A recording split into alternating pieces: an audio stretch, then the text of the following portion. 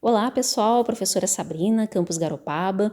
Hoje nós vamos falar um pouquinho mais sobre os aspectos qualitativos das reações químicas. Na videoaula passada, nós conversamos um pouquinho sobre a chuva ácida, como elas se formam, os prejuízos que elas causam às cidades, ao meio ambiente e observamos como ela se forma quimicamente. Nós também utilizamos alguns exemplos da chuva ácida para falar sobre os diferentes tipos de reações químicas que nós temos. Nós temos as reações de análise ou decomposição, nós temos as reações de síntese ou adição, temos as reações de deslocamento simples e as reações de dupla troca. A ideia desse vídeo é aprofundar um pouquinho mais em relação a esses tipos de reações. Bom, vamos aprofundar um pouquinho mais em relação às reações de deslocamento. Eu tenho aqui duas situações. Eu tenho uma lâmina de zinco mergulhada numa solução de sulfato de cobre. A solução de sulfato de cobre, ela é linda, gente, ela é azul, como pode ser visualizada aqui. A segunda situação, eu tenho uma lâmina de cobre mergulhada numa solução de sulfato de zinco, certo? Ok. Bom, o que acontece? Essa é a situação inicial, assim que eu coloco as lâminas nas águas. Depois de um determinado período de tempo que está sendo mostrado aqui por essa setinha, o que eu observo? Na primeira situação, a minha lâmina de zinco e na solução de sulfato de cobre fica assim. O que eu tenho? Perceba que a solução, que antes era azul, fica praticamente incolor. E eu tenho um grande depósito de metais em cima da lâmina de zinco. No outro lado, na outra situação, aqui eu tinha mergulhado a lâmina de cobre na solução de sulfato de zinco, não acontece nada, não tem nenhuma diferença. E qual é a nossa ideia? Procurar entender por que isso acontece. Por que alguns metais reagem e outros metais não reagem?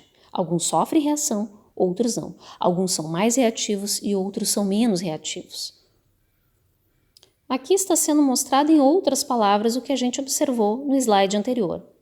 O que acontece? O zinco, ele desloca o cobre. Desloca o cobre para formar o cobre metálico e o sulfato de zinco. Tanto é que a solução ela deixa de ficar azul para ficar praticamente incolor. Então, aqui o que a gente observa? O zinco desloca o cobre. Na outra situação, a lâmina, que é o que eu posso visualizar aqui. Na outra situação, nessa situação aqui, a lâmina de cobre é adicionada na solução de sulfato de zinco e eu não vejo reação nenhuma. Essa ainda é uma outra maneira de visualizar o que acontece. Olha só, aqui eu tenho a minha solução azulzinha, tá? E aí eu tenho os meus átomos de cobre. Olha, meus átomos de cobre estão aqui. E o que acontece depois de um tempo, né? Aqui, a solução ela começa a ficar com uma tonalidade muito mais clara, né? Começa a perder aquele azul forte, vai começando a ficar cada vez mais claro. E eu começo a perceber um depósito de metal, tá? É um metal avermelhado, a gente percebe que é cobre, em cima dessa lâmina de zinco, tá? E aí o que acontece? O zinco que está aqui na minha placa, ele começa a ir para a solução, migra para a solução, e o cobre começa a se depositar aí nessa placa, ok? Ficamos aí com essa observação, tá? Vamos imaginar ainda uma outra situação. Imagina uma outra experiência. O que eu coloco? O que eu tenho? Eu tenho aqui, ó, placas metálicas, tá? E vamos imaginar que eu vou colocar a minha placa de zinco, tá? A minha placa de zinco numa solução de sulfato de níquel.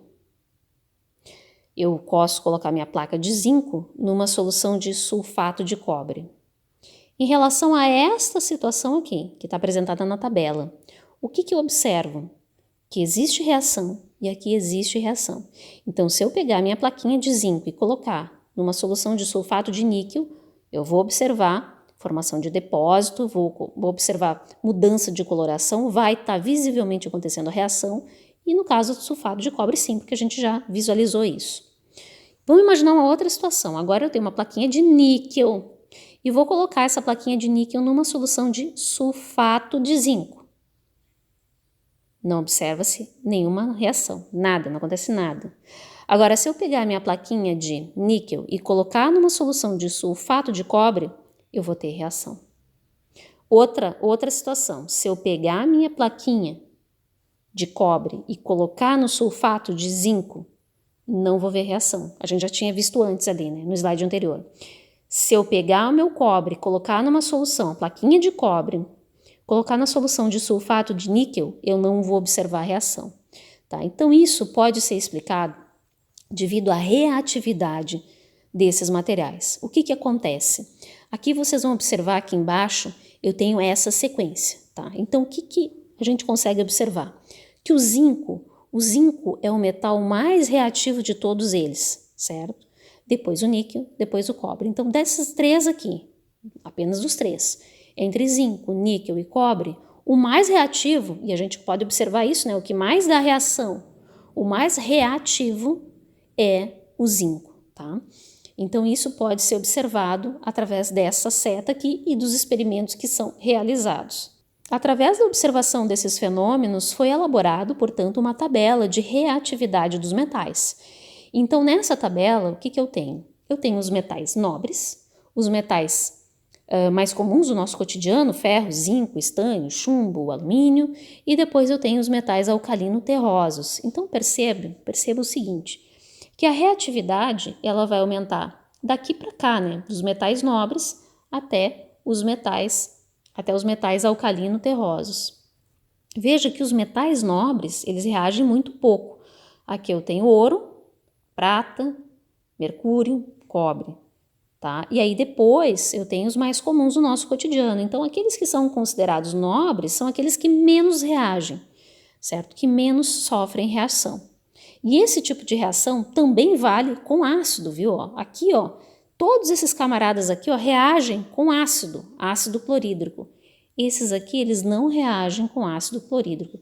E isso tem uma aplicação direta no nosso cotidiano.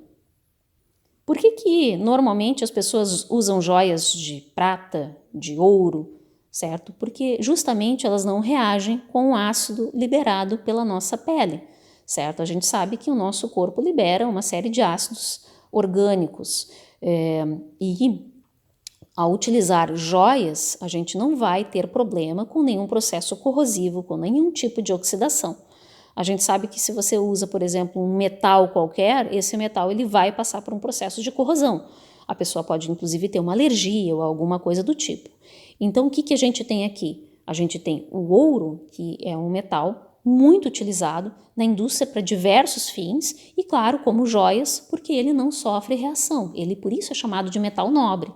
Lembram dos gases nobres que não sofriam reação também? Aqui, de uma forma parecida. Então, o ouro ele não vai sofrer reação. Agora, aqui, por exemplo, eu tenho um terminal de chumbo, tá? De uma bateria. A bateria tem ácido sulfúrico. Então, esse material, ele sofre corrosão, certo? Aqui eu estou vendo aqui os depósitos. Então, os depósitos que me ilustram, né, as reações de corrosão que estão acontecendo aqui. Isso aqui é sulfato de chumbo.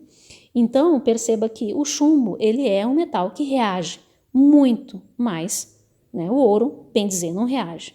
Aqui eu coloquei algo a título de ilustração que eu achei interessante. Qual é a diferença, né, entre uma joia, uma semijoia e uma bijuteria? Então veja que a joia, eu tenho o material maciço, certo? Eu tenho ouro ou eu tenho a prata, né? E claro que eu tenho uma pedra, uma pedra preciosa ou alguma coisa do tipo. A semijoia é quando eu tenho uma camada espessa de ouro ou de prata. Então, eu tenho um metal menos nobre, vamos assim dizer, e esse metal, ele recebe uma camada, certo? Uma camada de um metal nobre. Entretanto, a gente sabe que um processo aí de quebra, ou se você amassa essa joia, já vai fazer com que esse metal menos nobre fique exposto, e aí o processo de corrosão começa. E aí eu posso ter uma bijuteria. Uma bijuteria é quando eu tenho uma camadinha mais fina ainda do metal nobre. É uma pintura metálica que é colocada aqui, certo? E aí a gente sabe que esse material ele fica ainda mais suscetível aos processos corrosivos.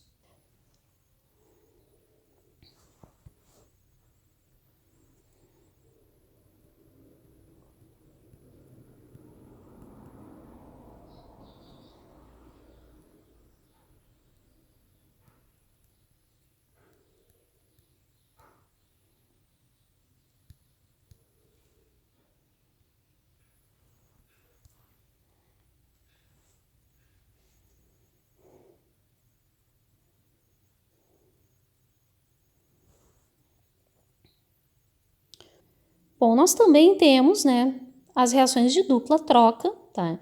Então, esse aqui é um exemplo da reação entre o nitrato de prata e o cloreto de sódio para formar o nitrato de sódio e o cloreto de prata.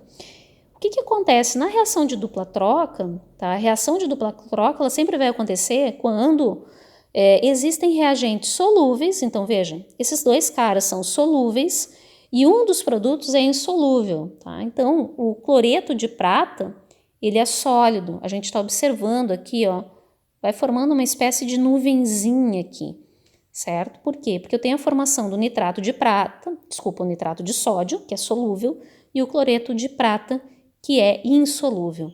Então, sempre quando eu tenho uma condição dessas, tá? Essa é uma das condições de reação de dupla troca em que ocorre a formação de precipitado, tá?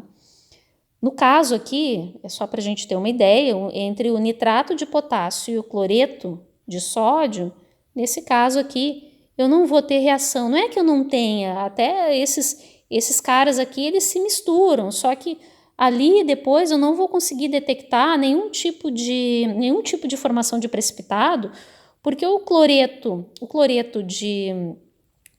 aqui o nitrato de sódio, ele é solúvel, então aqui os íons eles vão ficar misturados, certo? Então eu só vou conseguir observar esse tipo de reação quando eu tiver a formação de um produto que seja, no caso, insolúvel, que é essa situação. Então uma reação de dupla troca pode gerar um sólido. Uma reação de dupla troca também pode gerar um produto gasoso. Por exemplo, aqui eu tenho o ácido sulfúrico que reage com um carbonato de sódio, tá? Para formar o quê? Sulfato de sódio e ácido carbônico. Lembra que esse cara a gente tinha falado lá no vídeo anterior? O ácido carbônico, ele é muito instável, ele vai formar água e CO2. Então, quando eu coloco aí o ácido sulfúrico em cima aí do carbonato de sódio, eu vou ter a formação dessas bolhas. Essas bolhas que estão sendo liberadas aqui nada mais é do que a liberação desse gás carbônico, tá?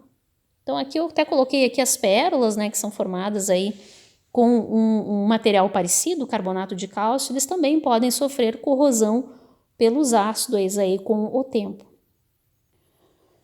Ok, pessoal? Então esses são aí a gente nesse vídeo falou um pouquinho mais a respeito então das reações de deslocamento simples e as reações de dupla troca. Me coloco à disposição para dúvidas. Um grande abraço.